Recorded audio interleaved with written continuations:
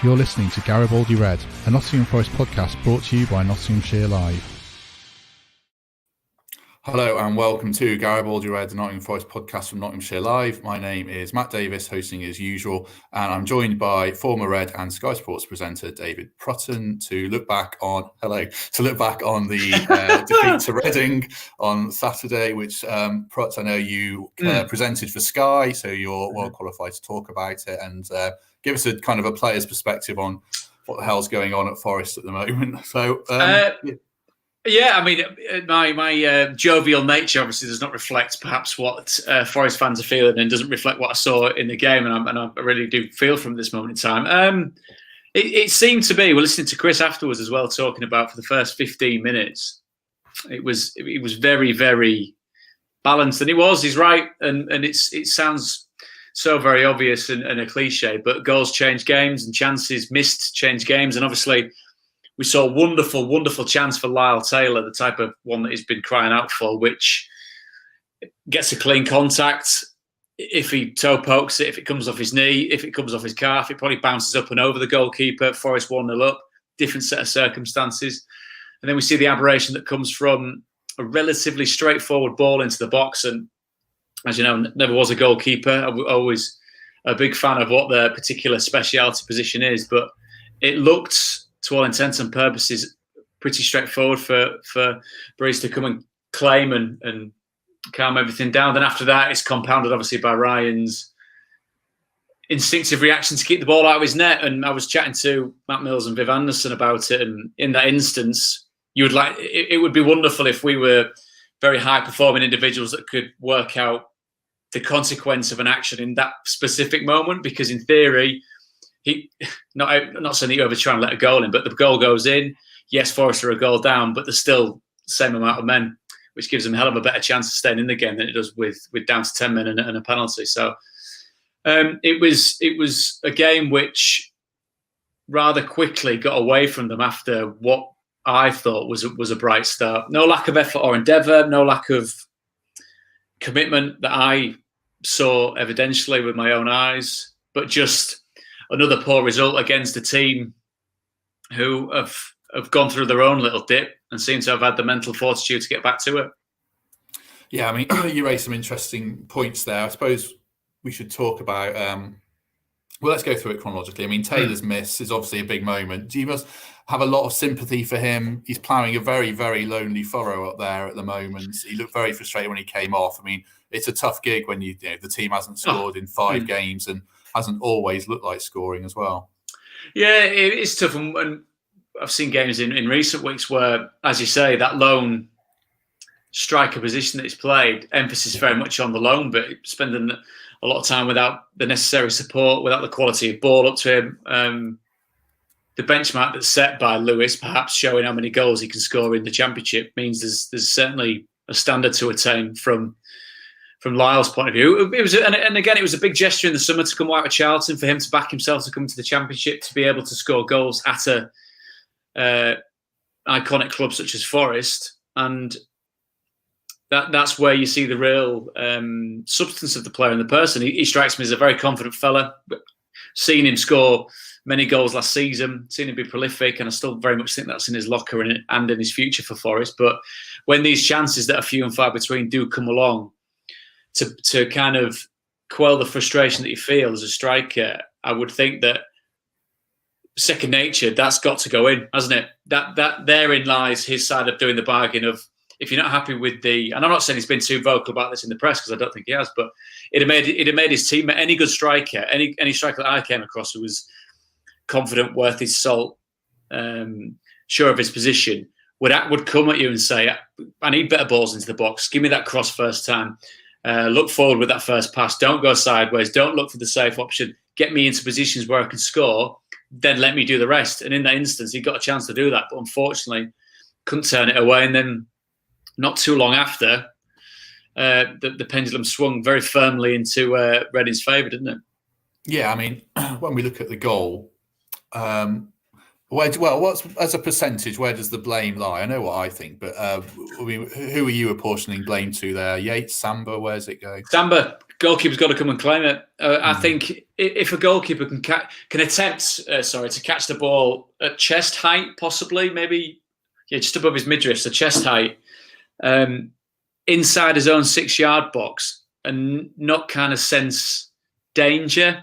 Something in it, you're watching it go, don't like the look of this, don't like the look of this. And as it turned out, obviously, that's what happened, because in that particular situation, it's turning slightly now, but goalkeepers have got absolute carte blanche to come out there and wipe people out. Then they very rare. I mean, when was the last time you saw a goalkeeper come out, punch the ball, wipe out a player, an outfield player, or come out and catch the ball with his knee up? Again, real physical contact against an outfield player, and the referee blow for a foul for the opponent. Never happens, does it? Goalkeepers, I'm not saying they're a protected species, but I've always found that the favourability would lie with the goalkeeper. So, and again, this is me passing judgment on a position I never ever played.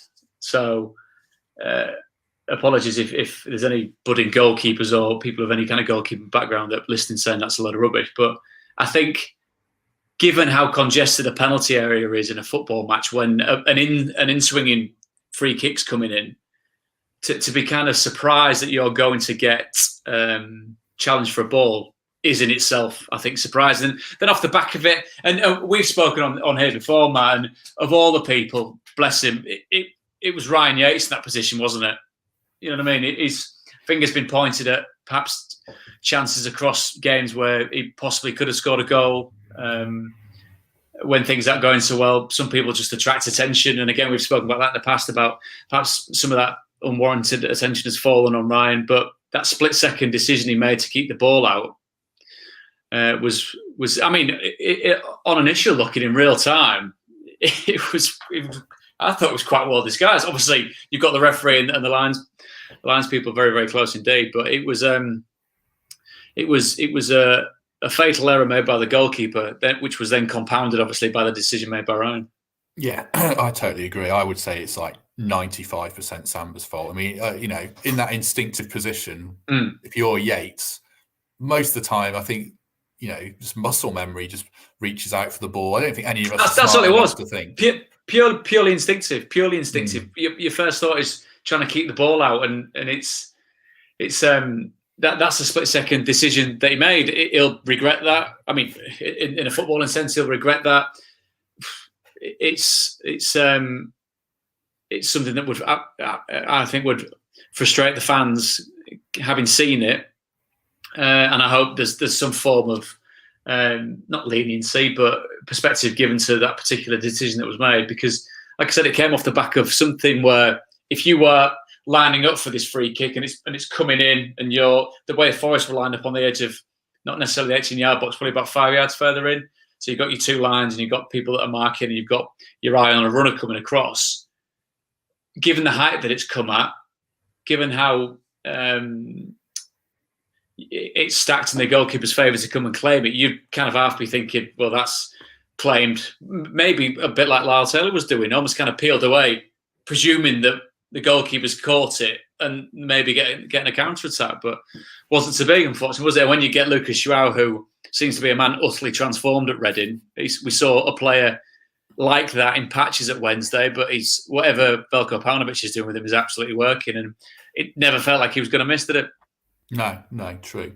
The other thing I was going to say about the goal, which I think kind of sums up for us at the moment, is a real kind of lack of intensity. So when Samba's on it, he probably comes and claims that. Similarly, when Amiobi goes to that header against Swansea, if you saw that game, he gets out jumped by a fullback. Yeah. I think when you're playing well, you do those things right. But at the moment, Forest don't have any zip about their play. They look a bit downtrodden. They look like they believe they're going to lose, to me, as soon as they go behind. I mean, am I reading too much into that or not? I think when you are in these positions, the biggest two factors you've got to fight against are kind of feeling sorry for yourselves and a lack of confidence. And as in anything in life, confidence is absolutely key. But as is also evident in life, it's not so easy just to say, pull yourselves together, or as footballers, just play better. I mean, I'm sure if managers thought that was the key, there'd be so many that would find it a lot more straightforward. But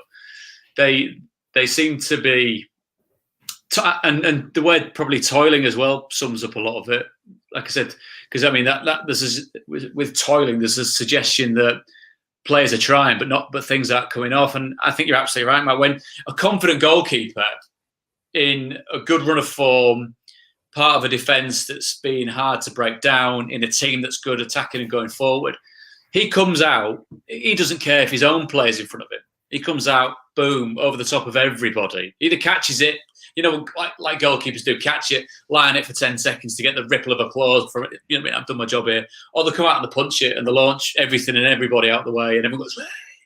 So I think there are instances of that, and that also is on Chris Hughton's kind of inbox to work on, and it's something that I'm sure he'll be absolutely well aware of. Which kind of leads on something we were discussing before we started recording. I mean, the simple thing is that fans almost always say is when teams are losing is the players don't care, the players aren't trying, which I have never prescribed to. And you can speak from a former pro's perspective. I assume players do care and at least have some kind of professional pride at the fact that Forest are 21st in the Championship, and that's not what anyone wants, is it? No, but I can absolutely understand what the fans are saying.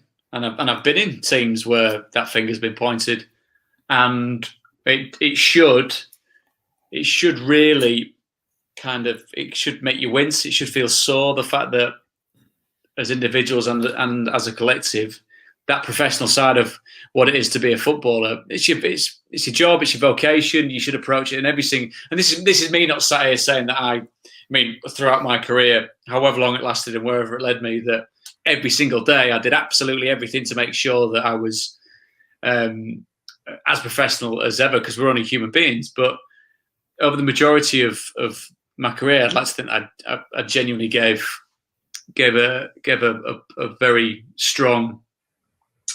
I was going to swear then, but we can't swear, can we? You care about where you are and who you're doing it for.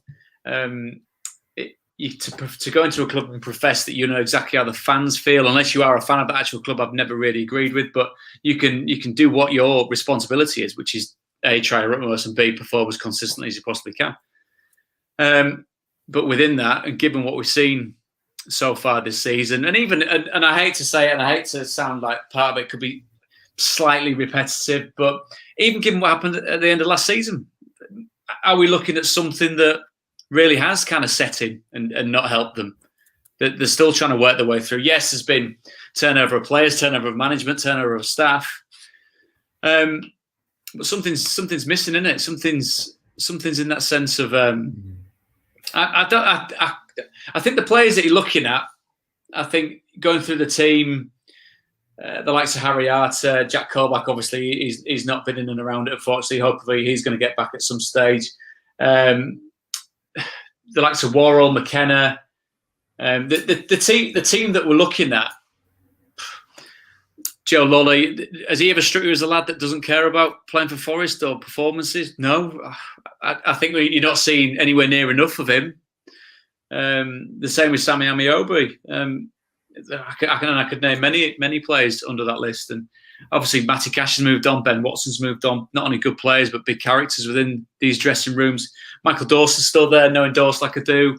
I can't think for 1 minute he would, even if he is in the autumn of his career, of what's been a wonderful career, I can't think for a minute that he would stand for anything less than everyone giving their absolute all.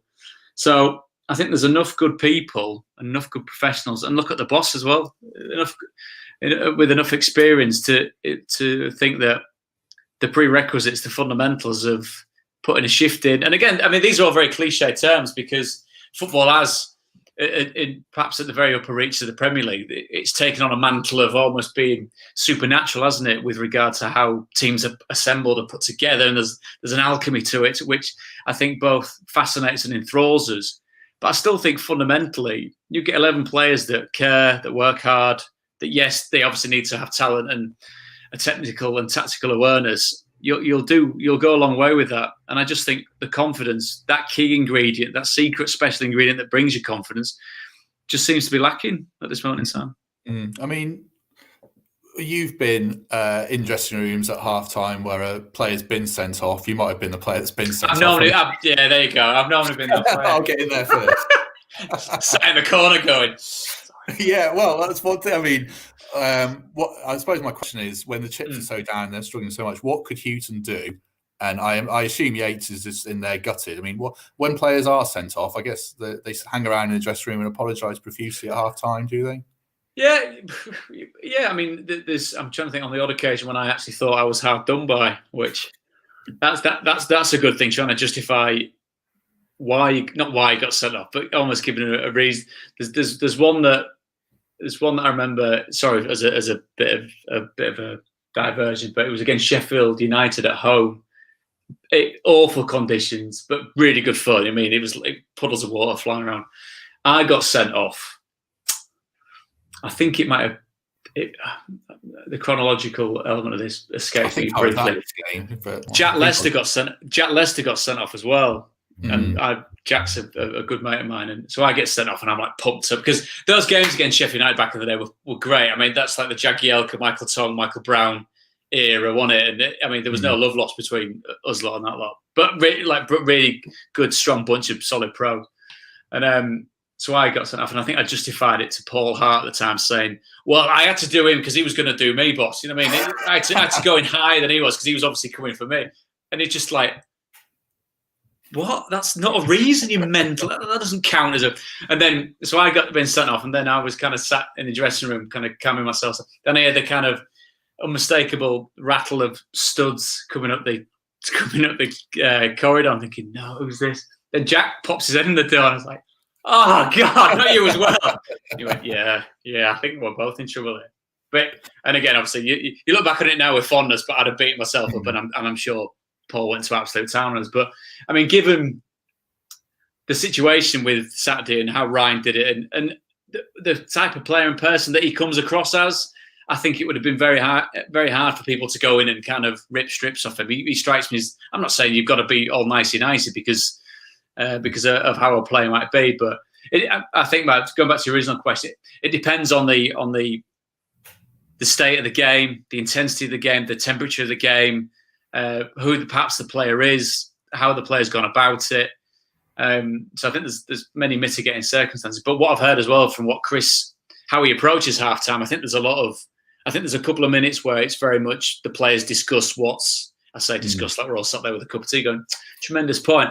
If they're not up, it's a very finite amount of time to get thoughts, emotions, and opinions across, and they can come out in a myriad of ways. You know what I mean? You can get some people holding each other up. You can get people screaming at each other. It can be an arm around the shoulder. I presume, given what I've seen from the Forest lot, it'd have been, Brian, you silly bugger. It's not really helped us, but almost, you know what I mean? We can understand why. Which I don't know whether, if you're listening as a Forest fan, whether you think, well, I'm not having that. I want people to go in and give them a bit. I don't know what the reaction to that would be.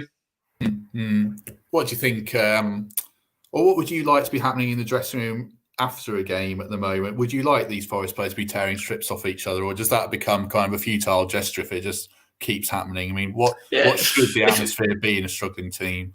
But then let's not forget, I mean, you look at the result and the performance against Watford, who everyone's talking about Watford as a much fancied side. That, I mean, in their case, yes, the points gap is quite small, but they're not pulling up trees the way that Norwich and Bournemouth are they? And Reading. So they've certainly got work to do with bigger expectations and a very, very decent squad. So sometimes you can get that kind of, I hesitate to use the word euphoria about a 0-0 draw at home against Watford.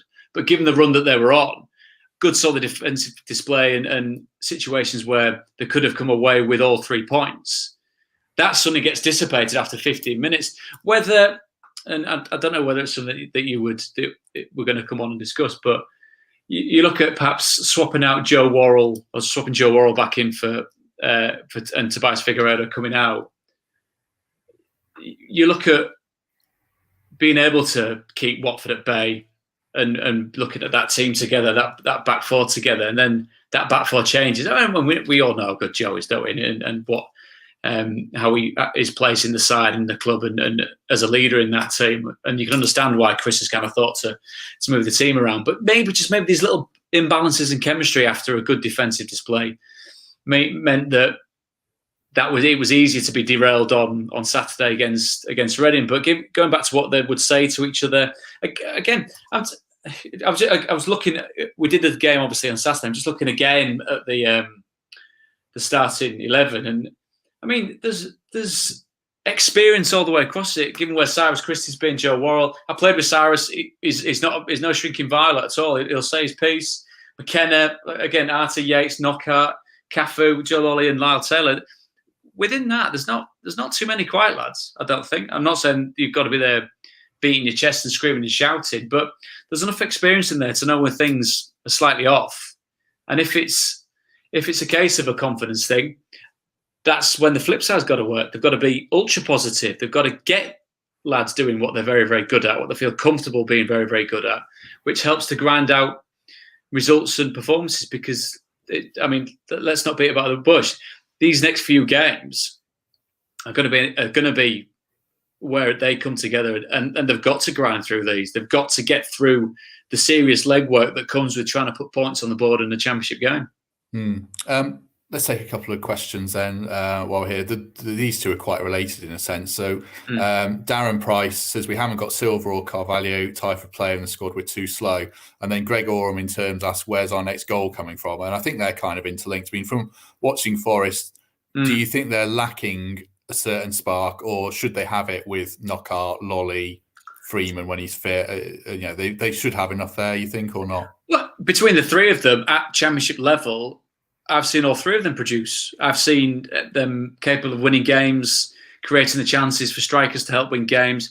Whether you look at perhaps Joe's output this season, no assists as yet, neither has Sammy, but was top of their assists last season, from what I remember rightly. But how well did he play with Matty Cash? How you know what I mean?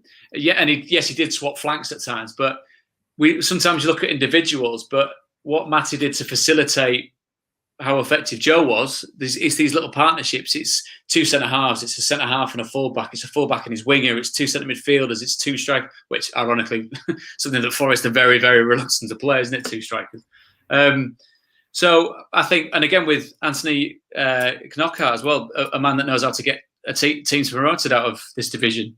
So I think the quality and I think the creativity is there. And I think just the other point about the pace in the team, I think that's another very good point as well. And the thing is as well, if you haven't got pace, then you possibly need power. And if that sounds a bit kind of backward in the sense of if like that sheer raw pace that, I don't know, a striker may give you or a winger may give you. If you haven't got that, you need strong runners to be able to overpower teams. Forest don't look like a side to me that can overpower teams at this moment in time, nor do they look like a team that can pass someone else off the park. So they need to then make sure that they facilitate who they've got and what they've got, whether it's Joe on one side and Anthony on another. You know what Anthony's going to come and do more often than not, come on his left foot. The same with Joe. And then balls into the box need to be of a consistent quality, but also numbers need to be in there. Lyle needs at least two other people making the box in, whether that's the opposite winger or the opposite wide man, and another from midfield, which we've seen. Ryan's arrived a couple of times, should have got a couple of goals, claimed the one at Luton, which was a quite wonderful own goal, won it off the face of the defender. So I think to me, it seems like the pieces are there. I just think that you'd look in January, as ever. You should look in January to be tooling up at one end of the pitch that you seem to be toiling at because it's, again, like I said, it's again for Forest fans, and apologies to Forest fans if I'm preempting what you're going to say and I'm not getting it right, but it's a tough watch, I think, at the moment, and that's no disgrace. These things happen in championship seasons, especially at this level. But if there's that ability to be able to create and excite, then by the time we get round to being able to say, welcome 2,000 fans in, there's something for them to get excited about. Yeah. Leads on to another question, actually. You're quite good at leading into the next question without being prompted. A question from Dean Spencer about the January window and how you're viewing it. I mean, what would you like to see Forest do in January in terms of, shaking things up a bit? I mean, do we go down the road of shaking it up again? Because we've seen a hell of a lot of business and work and traffic, haven't we, over the course of the summer, which hasn't garnered anything to write home about so far. I think hopefully, from Chris's point of view, he'll get the sense of several games. And I'm not saying he's going to use games between now and January or into the first couple of weeks in January purely to work out who he's got and what he's got. But it's very actively on the job finding out who can perform for him in this situation. I think it's very quickly got to get his head around who he can afford to lose, who perhaps is unsure about. And then I think if you looked at Lyle Taylor on a free transfer in the summer, you'd have gone, yeah, take him, definitely. He's got a bit between his teeth, something to prove at this level. Let's see what he's got. That hasn't quite worked out as yet, but as we've alluded to earlier, it's not just about him specifically on his own. It's about how he's used in the team. I think you get Lewis back up and running and fit, give him a decent stretch of games. We know that he can score goals, but it's also, again, got to be in that position where they're creating chances. I think, again, they've missed Ben Watson, who very, very kind of low maintenance player, very low key, but absolutely imperative to the way that a midfield operates. Maybe you get Jack back fit.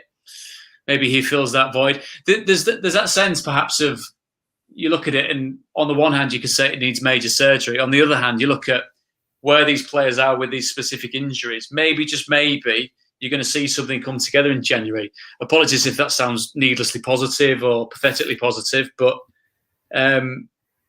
you never know what a full strength, fully fit squad can suddenly pull together when they've got a manager such as Chris in charge. So I think, as anything, I think you always look at the spine of the side. I think you've got two wider players in Anthony and Joe Lolly that can be dangerous in the Championship. After that, you look at solidity and people that make you hard to beat. What do you think players will be thinking in terms of transfers? Will they be desperate to get recruits in to strengthen them, or will there be quite a bit of self-interest with blokes thinking, "Oh, don't sign anyone in my position, I'll lose my place"? I mean, where's the balance lie there?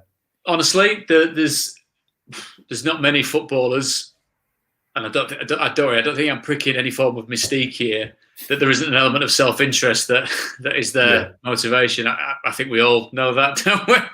We all understand that. The better ones are better at hiding it, I think. But I think in the sense of the greater good of the football club, if a team's playing well and attracting attention, if a football club is doing well and attracting attention, it only benefits the people that are there. So you want the best players in. If that in turn generates the type of competitiveness that perhaps that squad and that club needs, then I think that's good. As a player, I was always very welcome of seeing better players walk in the door, but that was a continual revolving door. It was like, can we just sign someone that's average just to give me half a chance playing? No, always. I mean, and I think as well, if you welcome in someone who you know can get goals, who brings that extra level of confidence, can lift training, and sometimes it's a bit more. What's the word? It's not quite as obvious. You might get a player in who he is, put him in a box, marked good player, yes. But sometimes the confidence and the energy of what that can bring. And I also saw the last part of the question about youngsters as well. Again, they can create that type of lightness, if you like, when things aren't going so well, when things aren't. Well, you look at the likes of Will Swan, don't you? I mean, we're looking at players that can bring something, an appreciative naivety, if you like, to what is quite a tough situation, because sometimes the chemistry of the team's a little off when it's all kind of hardened pros that are a little bit miffed about where they find themselves in the division. Well, continue your run of leading right to my next question. Dan Cook asks, do we have too many players with no future bigger than Forest? Which I suppose is an interesting way of saying, do we have too many players who are a bit over the hill and in it for the money, I guess is what he's angling at. I don't know. I think it's a great question, Dan, because I think that's in a sense of, because when you were mentioning it, Matt, about the transfer window,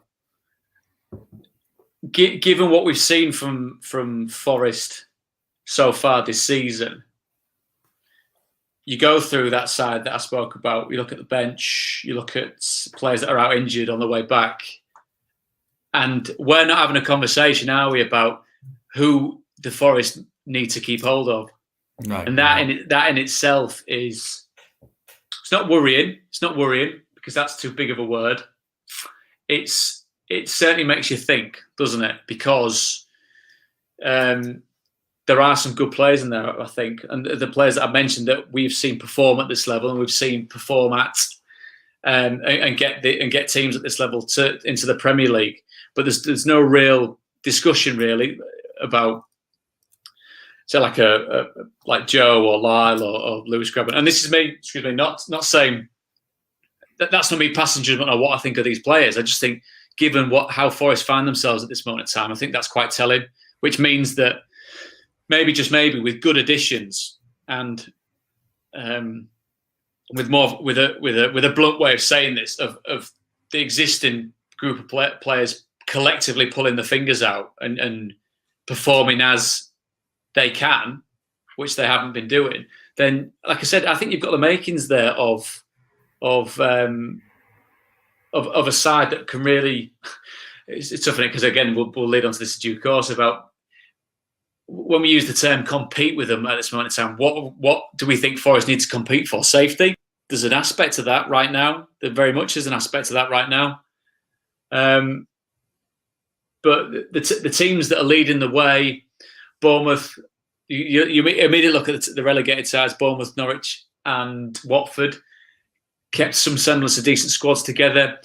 Did anyone see Reading doing what Reading have done so far? Not particularly. Swansea, a relatively young team under Steve Cooper, got to the playoffs. We know what they're capable of, and it's not a point that I'm emphasising just to hammer home how poor this opening portion of the season has been for Forest. But the competition across the Championship is the spectrum of it is a lot wider, I think, for teams to be able to give it a decent run, and that's without going into obviously forensic detail about every single player of every single side. But I think, given what we've seen from the front runners so far and what we've seen in quite a nice section of the season that you can compare, there's nothing to suggest that it's a team that should be spending the rest of the season looking nervously over the shoulder.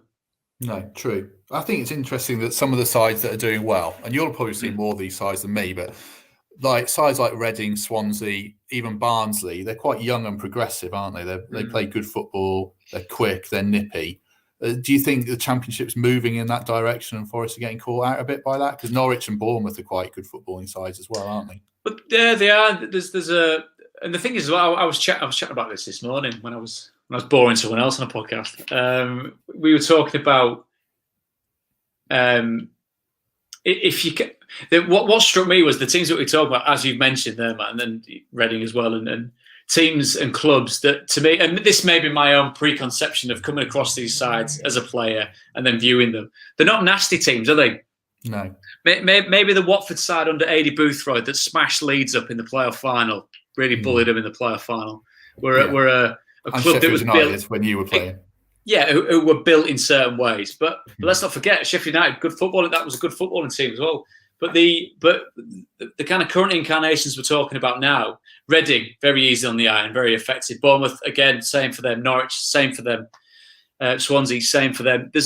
I think if you're going to find yourself in that position where you're not kind of footballing your way to some form of relative success, then you have to be hard to beat. You have to be, again, apologies for a bit of an old-fashioned cliche stereotype, you've got to be a bit nasty. Does this Forest side strike you as nasty? Not really, does it? It seems like a nice enough team to play against, which have, like I said, have given it a go, but things haven't come together as yet. So maybe there has been a slight evolution in what we see from teams in the Championship. And I think there is a filter down from the Premier League with players that are available as and where you can take them on board. But I still think that pace element that I mentioned about Forest, maybe there's something in there that needs to be addressed. Because as I said, you talk about how players function within an 11. And again, given how Joe played, and then you did have Matty Cash, who was, lung busting up and down the right hand side of that particular pitch. I'm not saying for once, and knowing Matty a little bit, and lovely lad that he is, I'm not saying for 1 second that Forest's future hinges on whether Matty Cash stayed or anything like that. And that's with the greatest respect to Matty. Forest have always been in that flux of players moving on, and that seems to be the way it is. But how he facilitated other players with that kind of power really helped the side. So it's I think there is definitely something in that, Matt. I think you're absolutely right. I'm not saying they've been left behind completely. I'm not saying they've been left behind forever, because every team's got to evolve. But there is something in there, that dynamism. And maybe dynamism comes from being confident, more confident in possession, more confident on the ball, more confident when you're winning games and accruing points. Maybe it comes from that. Maybe I'm doing them a disservice to say that it's a team that lacks a bit of dynamism, but it's something that it's just not being seen, is it, at this moment in time? Yeah. Do you think revolution rather than evolution's a big problem as well? Forest recruitment has been, pretty Bolsheviks going wild, whereas Bournemouth's was that Bournemouth team they played. I think they didn't have any new signings in it. Watford retained a lot, which is obviously helped by parachute payments. But Forest have ripped it all up and started again, and they've not started it with pace, have they? Like you said, no, they've not. But let's. Again, it is when we are judging football teams and comparing football clubs.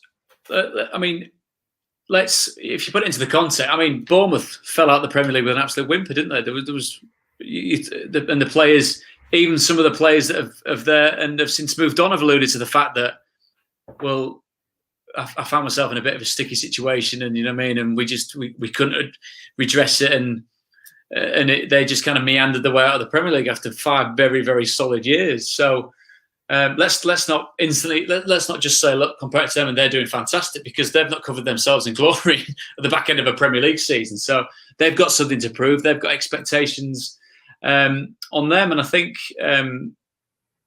given the playing staff that Forest do have, and given, I'm not saying you go around comparing all the squads in the league and suddenly Forest are up there at the very, very top, because that wouldn't be the case, but they've got ample to be it sounds pathetic, doesn't it, to be at least in the top half of a division which is, like I said, competitive but open enough, and as open as it's been, I think, given what we've seen over the past couple of seasons, to be honest.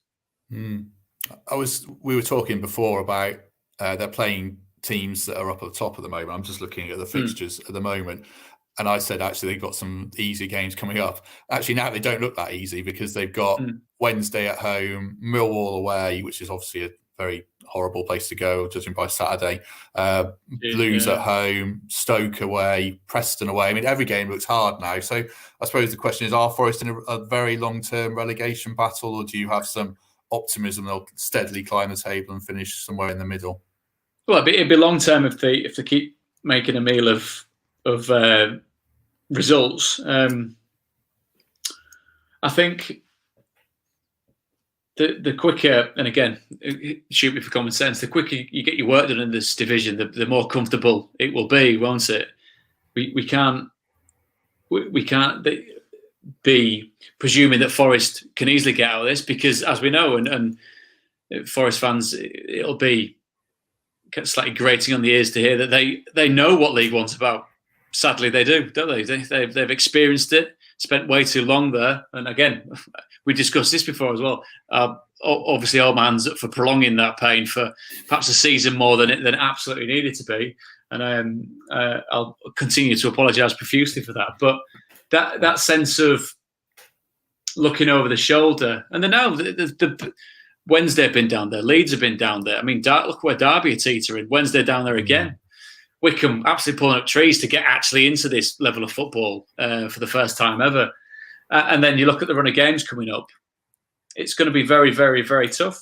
And again, maybe it's a case of Chris assessing who he's got and what he's got between now and when January comes around. Because make no mistake, the games that you mentioned there, man, the games that we're looking at, he'll know exactly who's up for the fight. And not just about fighting, not about all these very traditional championship English football kind of platitudes of you've got to have the bit between your teeth and the fight. We want quality. Forest fans deserve quality. They deserve. I hesitate to use the word entertainment because we all. It's entertainment's relative, isn't it? I enjoy kind of bone crunching tackles as much as I enjoy crossfield passes. So I think that's and we shouldn't tell people what to enjoy a football match at all. There's certainly, given how much they've been with the side, given how crushingly they were down at the end of the last season, there's a debt to be repaid, I think, and it's still in the process of getting that back across to the fans. And I think if you can get into January having shown a real character and a real mettle over Christmas, then suddenly I think that finish line, whether that finish line is mid-table, whether that finish line is a very, very unexpected run at the playoffs, then you get yourself in a better frame of mind, ready for whichever one of those is on the cards. But from my personal point of view, I would think, and if you've ever seen me try and predict championship fixtures on a weekly basis, don't put any money on this, but I can't foresee it being one of those where Forest are nervously looking over the shoulder come April time, come late March, April time. I'll hold you to that. Okay. And a caveat, it won't be my fault, I promise you, if any of that's the case. But if they're in the playoffs, I'll take full credit. As you should. Looking at it's Norwich away on Wednesday, I suppose I'm curious to know how you would go about that game. Do you go there with the approach of not getting beat against a team that potentially could pass it around you and pick you off quite easily? Or do you go there and try and get the first goal, bearing in mind you scored 2 goals away all season? It's not the easiest position for Chris Hughton to be in, is it? It's not, and I don't think for 1 second he'll be sat there thinking, let's just go there and hopefully we don't lose. And again, from a Forest fan's point of view, it would be depressing to say the least if they assume that their club had now become that side that doesn't want to go away and get beaten. But like you say, given what they're like away from the City ground, from a goal scoring point of view, it is super, super tough. And against the Norwich side, that again, two very, I think it was it Max Aarons and Lewis, I think, at the weekend. Two other players off the conveyor belt that they've got there, which is tremendous, really. And I'm sure something that the irony of that won't get lost on Forest fans, given how that's been very much part of what they're about in the course of their history, isn't it? The younger part of the team. So I think they've got to go with an air of containment, but not just sit back and just expect Norwich to pop it about and Forest to hopefully get something on the break or squeeze something out of the opposition. Set pieces, I believe, are a huge part of the game, as we saw on Saturday. An innocuous free kick which led to it being the opening goal of the game, setting Forest back. And maybe an emphasis on the quality of that from Forest's point of view, being able to put the ball into the types of areas that the likes of Worrell wants to attack, and whether it's Ribeiro or McKenna going forward when it comes to actually whipping balls in from set pieces. So I think, yes, first and foremost, you've got to be respectful of what Norwich have got to be able to, of what Norwich are capable of. But Norwich went away to Luton the other week and lost 3-1, didn't they? So they're not completely unbeatable. They're not the Man City of this division by any stretch of the imagination, because there isn't one of those at this moment in time. Reading went on a bad run. Bournemouth beaten well away at Preston. Forest cannot go into this with any form of trepidation or being timid at all. The only way they're going to fight their way out of this position is to fight, show some real kind of big boy trousers, and show the fans especially what they're made of. Will that second goal, some big boy trousers, that second goal against Reading where Figueiredo gets done one-on-one, I mean, that must annoy teammates and managers quite a lot, because you talk about digging in and stuff. That's kind of a fundamental that's let them down almost as much as that Samba one, hasn't it? Yeah, and there's no hiding place. You'll get put on whether you come on as a sub, whether you start the game. and it might have the technology of it all might have changed somewhat. But there'll be a list somewhere that says on the wall, you're marking him. Make sure he doesn't score. Not saying for 1 second you sit there and hold him because referee blows his whistle, it's a penalty. You do what you're told to do, which is get your body side on, which is get yourself between the man and the ball. If it looks like he's going to win it, you make it as hard as legally possible in footballing terms to make sure it doesn't. And give your defenders and your goalkeeper half a chance of, if you miss it, they've got maybe a chance of keeping it out. But it was passive to say the least. Matt Mills was quite strong in it at the weekend. He wasn't sure about the mind frame of Tobias as he'd come on, and maybe as we spoke earlier about him being frustrated, perhaps that he'd been part of a decent, well-earned point, and then was subsequently put on the bench. Because I mean, you don't rest centre halves, do you? I mean, no. And I always think that it's not even well disguised, is it? If you get rested, you don't get rested if you're playing well, or if the manager fancies you. And I'm not saying Chris is not a fan of Figueiredo, but in that sense, he didn't cover himself in glory with the reaction of you kind of take it upon yourself, and knowing centre halves like I have done, and the majority that I've worked with have been psychotic. But that was that kind of badge of honour because there is no hiding place at all. That header goes in off him, everyone just goes, and the whole team looks at the player that should have been marking him. There's no mitigating circumstances. It wasn't blocked. It wasn't grabbed. It's fundamentally your fault. So there's no getting away from that. So if that is something that's permeating into the Forest starting 11, I mean, let's not even talk. Even though I'm going to, I mean, again, you talked about Forest being not using the word architects of their own downfall, but the Cardiff game. One of the biggest strikers you'll see in English football, Kiefer Moore, he's massive. You can't lose him in a box. It's like, who's the biggest kid? No, he's there. Everyone, someone get on my shoulders and I'll mark him as well. He's that big, but still managed to have relatively free reign in the 6-yard box. So certainly a lot of things to address from a defensive point of view. And it goes back to what we're saying about, you asked me the question about how do you approach Norwich. You start by being hard to beat. You start by not giving people a head start. You start by doing the fundamentals, which if you've got responsibility, your man doesn't score. If it's in your 6-yard box, Breeze, come out, take us all out, kick the ball out the box. Oh, yes, there may be an argument, the fact that there are down to 10 men. Would there have been a man on the post that would have probably cleared it? Possibly. But that first head is just too easy, too passive. Before I let you go then, the last 2 episodes I've asked people where they think or where they'd like the club to be in 12 months' time. If we were talking, who have you had on? Who are you asking here? Who am I asking? Who are you asking the last 2 times? Go on. A couple of fans for their perspective, right. Yeah, and a couple of journalists, one from us and one from Radio Nottingham. So you're the first former player. So God, it's Gary Birtles is on Thursday, so I'm going to ask Gary the same question. And while you're there, tell Gary I said hello. What a lovely fella he is. He is a lovely man, and I will tell him that. He's a lovely man. My favourite former Forest player. He's my favourite former Forest player. When I've had the pleasure of his company off the back of obviously doing this and working with him, it's I'm probably of that generation that we are. Maybe I'm making you older than you actually are, man, but of the generation that gladly sits and stares at him and goes, he won 2 European Cups. That's insane. That's like you won proper trophies, Gaz, didn't you? And you're talking to me and giving me the time of day. And you're part of the best team that was in England at that time. And it still flabbergasts me to sit with people like that. I just think it's wonderful. True. I agree. So anyway, end of 2021, where would you like Forest as a football club to realistically be? As a former player, what would you hope from your old club?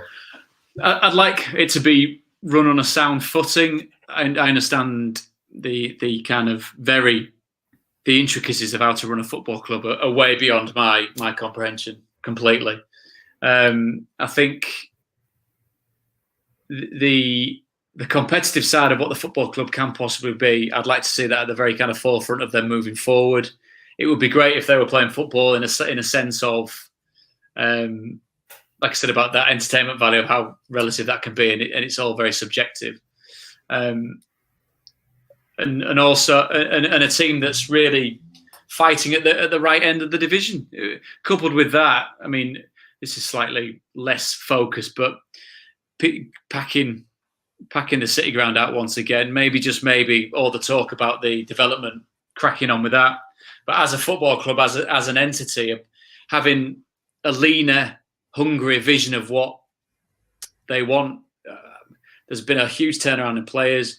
Several managers that have come in and out. We were half patting Forest on the back for starting and finishing a season with the same manager. You shouldn't be in that position, should they? I'm not saying you stay hold of someone because it then ticks over into another season, but solid foundations, things that club at its very best were built on. That's what they need. And if that involves sound investment and clever investment and sensible investment, that would help to back that up. But I think if you're talking about a Forest side, this side, a Forest team and a side this time next year, then if there isn't some miraculous run between now and the end of the season, which sees them propel themselves into the playoffs, then they absolutely have to hit the ground running at the start of next season and be the ones that are making the running. Hopefully, we're sat there going, "My God, look, they're absolutely dominating this division. They're showing teams how to do it." Leeds United spent a lot of time out of the top tier, dropped down into League One. Yes, they brought someone in who was completely out of left field, who managed to elevate the same group of players into a team that is given a passing impression of a Premier League side at this moment in time and putting a real fight up. Why can't that happen with Forest? I can't see why it can't. True. Right, I can't let you go without talking about your background, Memorabilia. It's very impressive. Is this? I think it's just my background. It's awful. No, not your family. Let's not go there again. I mean, I suppose I was going to ask. Do you have much football memorabilia? Or I know you're a big music fan. Is this your big thing, collecting music stuff rather than signed shirts? Yeah, I mean. And I should say for people who are listening rather than viewing, David's got signed Beatles stuff and there's without getting all nerdy, there's a Led Zeppelin one, U2, John Lennon I'm a big fan of, which is quite pertinent coming into December, isn't it? Pink Floyd, Paul McCartney. It always sounds a bit what's the word? Again, without wanting to swear. A bit lame when I love music. I mean, that's such an all-encompassing kind of. There's some music that I absolutely hate and don't understand. Like jazz, I ain't got a clue how you quantify jazz, how you enjoy what you do with jazz. I don't know. Unless I smoke a cigar to it, but it's something that it's always kind of I've loved, and I'm a big fan of the Beatles from my mother's influence, and Led Zeppelin, something that I'll come to a bit later. You sense a bit of a theme here, especially when I had my long hair. It was all very pastiche, all very cliched 60s, 70s rocker type stuff. But no, give me a good gig, Arctic Monkeys, whoever it is. Rock City was a good place to go and watch bands, as was the Arena. I remember seeing the Killers there. And Oasis, I went with, who did I go with? Jim Brennan, Jack Lester went, maybe David Johnson. I don't think we got Marlon in. I don't think it was Marlon's vibe at the time, Oasis, to be honest. But again, he had a terrific sound system in his Fiat Punto that he had. I think the subwoofer took up the actual boot, and which I mean, and again, he's gone on to do extremely well in the automotive industry, hasn't it? That makes him sound like a car dealer. It's not. He does very high end fit outs of very high spec cars. But no, it's somewhere in the house. I've been allowed to put something up that actually shows that I live here. so other than that, that's possible. You never know, man. I might turn this webcam off and I might just sit here for the next 2 weeks. I might not be allowed out of this room. It could be a cellmate. Maybe that's what you see. You wouldn't know I lived here from the background of my. I think however you managed to put that TP up is cracking. And I think let me go that way. And I think the feature fireplace looks lovely. So it's it's about character, isn't it? In your house, hopefully part of it reflects who you are. So I'm not just put on this earth to bug the life out of football fans. I've got other interests. But aside from that, Right. Well, we should probably end it there. So after some Yeah. music chat, thank you very much to everyone who watched along and asked some questions of David. We'll be back on Thursday, as we said, with Gary Birtles to look back on, hopefully, something from the Norwich game. Yeah, exactly. Fingers crossed. Do give us a good rating on iTunes and Apple Podcasts, because that helps get us in people's feeds. So we're grateful for that. And subscribe on YouTube if you're watching on YouTube. David, thank you as ever. I'm going to let you go and receive more furniture deliveries, which was what was happening before we started recording. Yeah, we know our roles in life, don't we? Keep we do. Manning the stations and speaking to the postie. That's all we're here for. Yeah, pre-Christmas Amazon depot in my house, unfortunately. Right. Thank you very much to everyone who watched along, and we will catch you soon.